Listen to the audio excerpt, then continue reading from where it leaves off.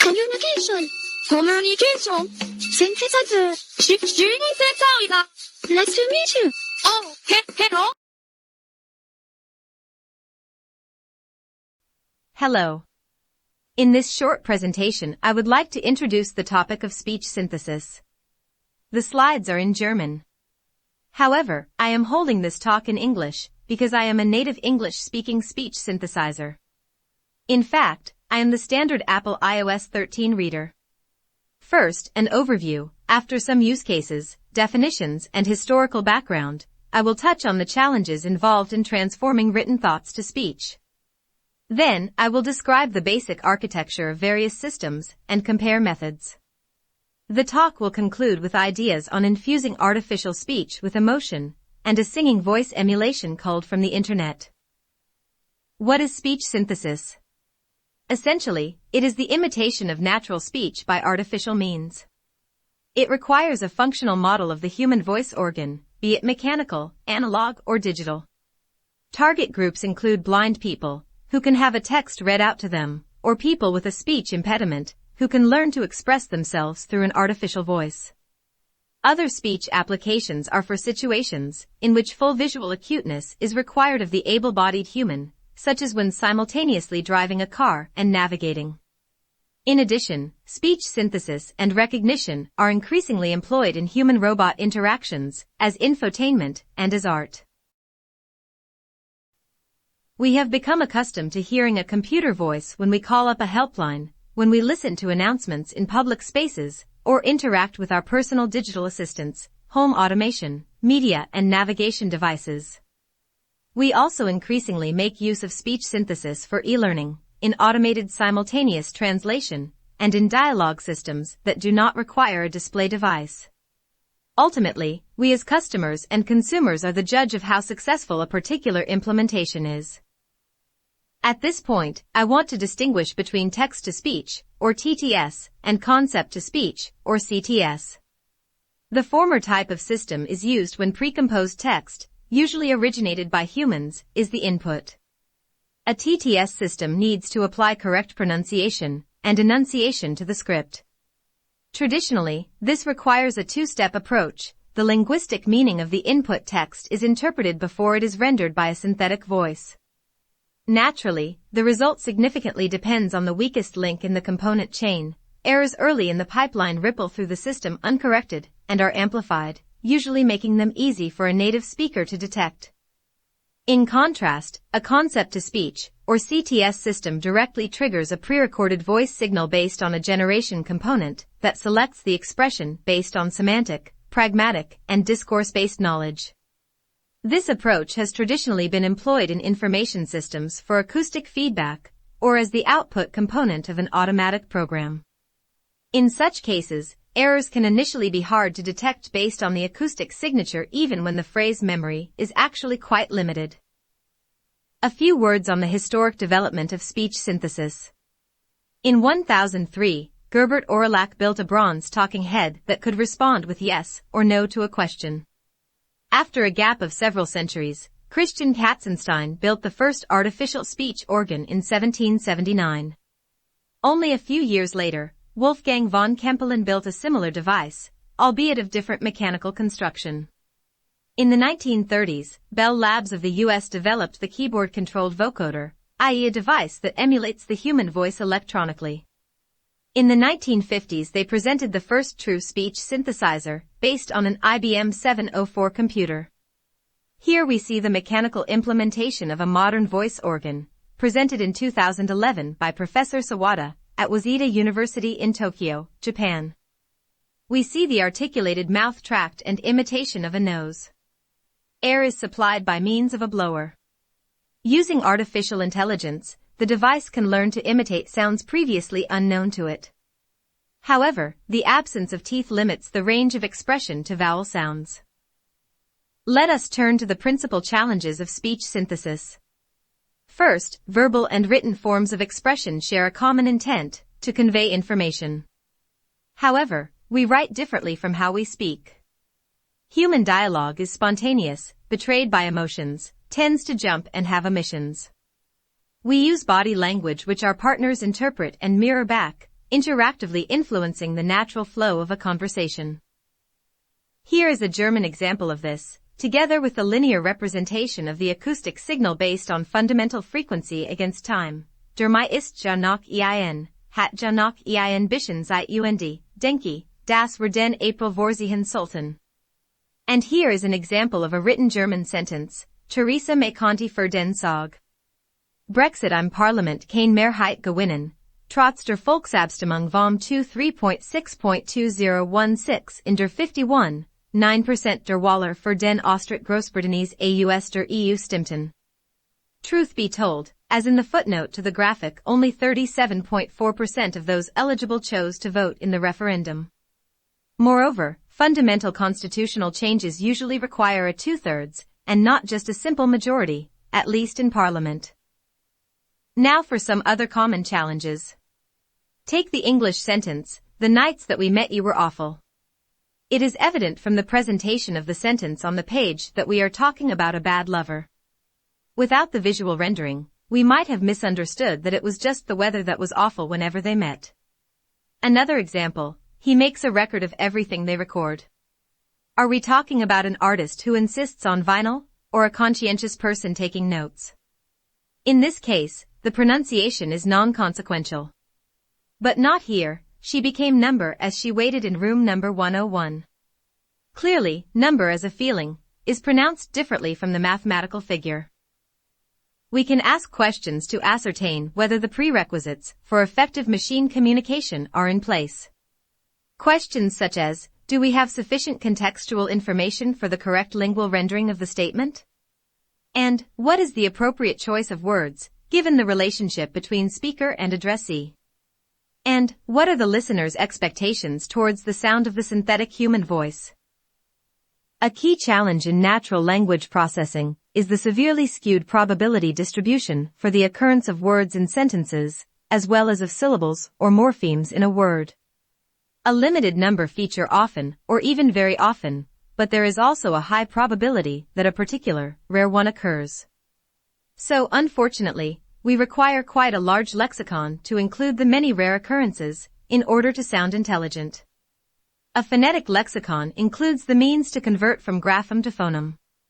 By phoneme we mean the sound of word syllables, or more exactly, of mora. The grapheme is the corresponding written rendering accepted by convention. The phonetic lexicon needs to include exceptions to the normal rules of pronunciation, as well as the multiple meanings and pronunciations of homonyms. Here is a list of challenges in linguistic processing. We need syntactic analysis to disambiguate the structure of the sentence or phrase.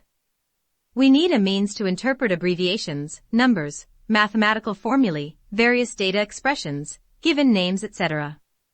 We also need to provide for phonetic exception handling of words that are not in the lexicon, perhaps because they come from a different language. As noted already, the machine needs to know how to correctly deal with homonyms. And, last but by no means least in this non-exhaustive list, the machine needs a means to interpret context in order to apply a natural-sounding syllable duration. So how can we build a text-to-speech system? Simple traditional architecture is based on a 3-block pipeline. The input text is subjected to linguistic analysis, prosody is determined, and the voice synthesized. By linguistic analysis we mean the semiotic interpretation and normalization of the text. Prosody refers to speech melody and rhythm, or, more specifically, pitch, intonation, phrasing and accentuation. Acoustic synthesis adds the timbre, the sound quality or color of the artificial voice. This slide presents the common form model of speech synthesis developed by Taylor. First, the ASCII input text is broken down into sentences. The sentences are transformed into token sequences, a process we already referred to as text normalization. A token might be a word, but could also be a number or a date, for example. Next, the semiotic class of each token is determined. Here, special notation might be employed, as required. The software uses algorithms to determine phrasing, accentuation, and intonation for encoding the graphemes as phonemes. These are then matched against a sample database of human voice recordings. The fragments are synthesized to form a continuous sound output signal. Let us listen to some different types of acoustic synthesis, as taken from the historical database of Felix Burkhardt from the University of Cologne. An den Wochenenden bin ich jetzt immer nach Hause gefahren und habe Agnes besucht. Dabei war eigentlich immer sehr schönes Wetter gewesen. An den Wochenenden bin ich jetzt immer nach Hause gefahren und habe Agnes besucht. Dabei war in der Regel eigentlich immer sehr schönes Wetter gewesen. An den Wochenenden bin ich jetzt immer nach Hause gefahren und habe Agnes besucht. Dabei war eigentlich immer sehr schönes Wetter gewesen. What do you think? What synthesis method sounded most natural? Not featured in the Cologne database is a fourth, more recently popular form of synthesis, using so-called hidden Markov models, for short, HMM synthesis, which will be explained later.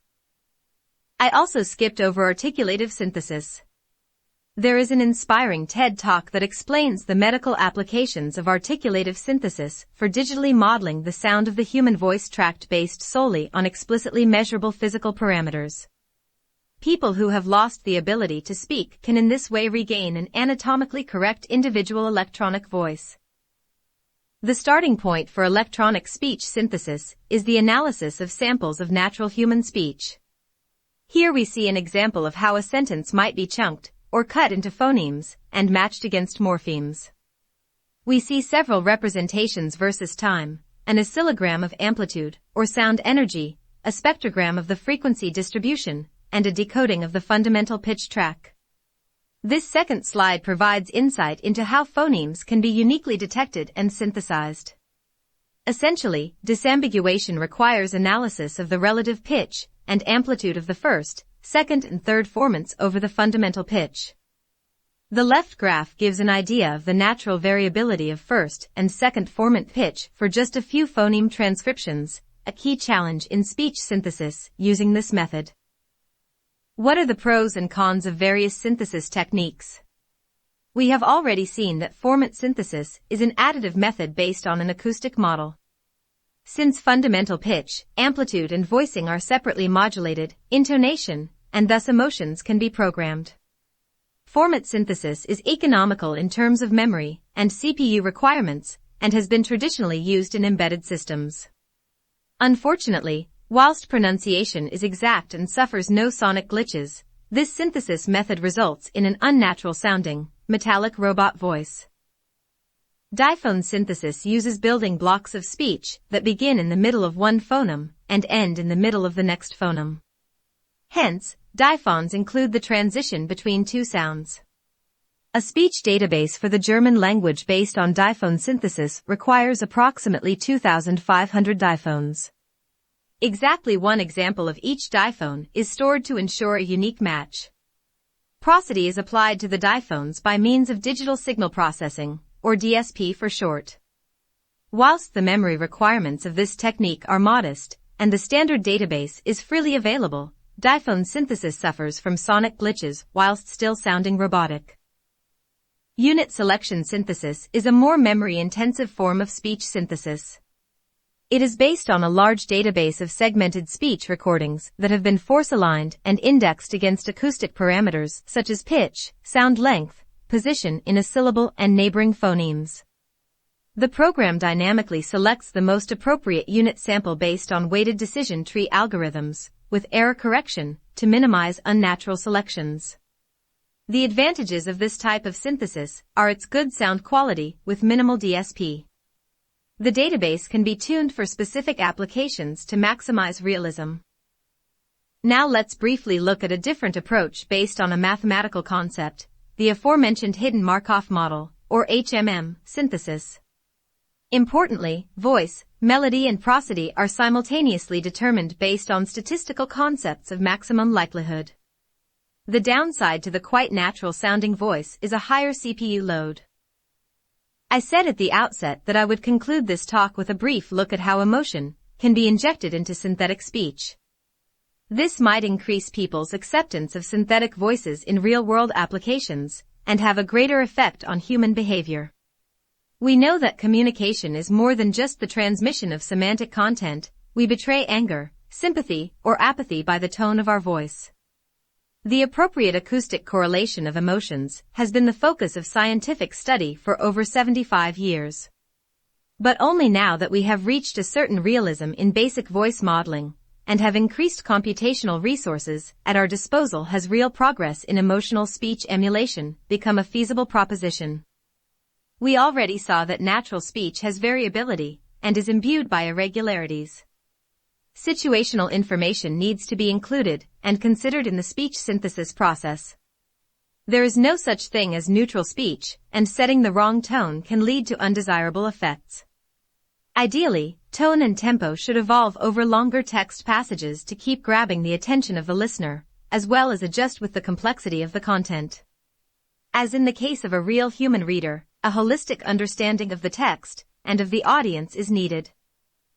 In this context, I could point to cultural differences in the use of emotional tone.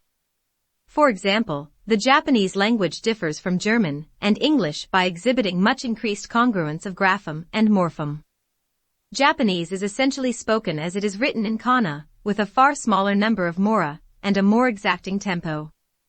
The prosody is primarily word, not sentence-bound, and there are few inflections of stem forms.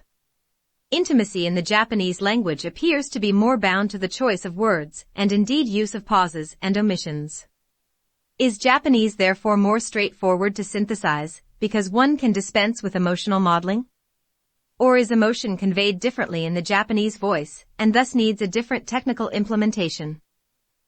Without dwelling on these questions, I want to end by plugging a commercial software package called Vocaloid from a well-known Japanese manufacturer. This can be used to replace a human singer on an anime recording. Currently, the program is distributed in its 4th reincarnation. I recommend viewing the explanation video. I have included some references and further links on the topics touched upon in this talk. Thanks for listening and have fun.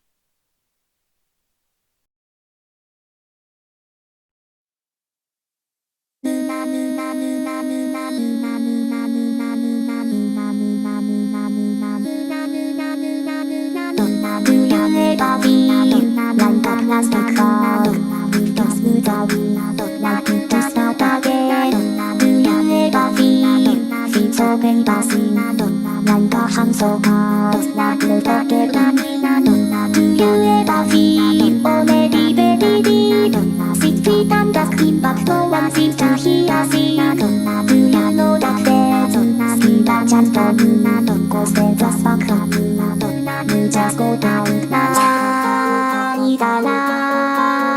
on bed. It's shine just on the night, like the photo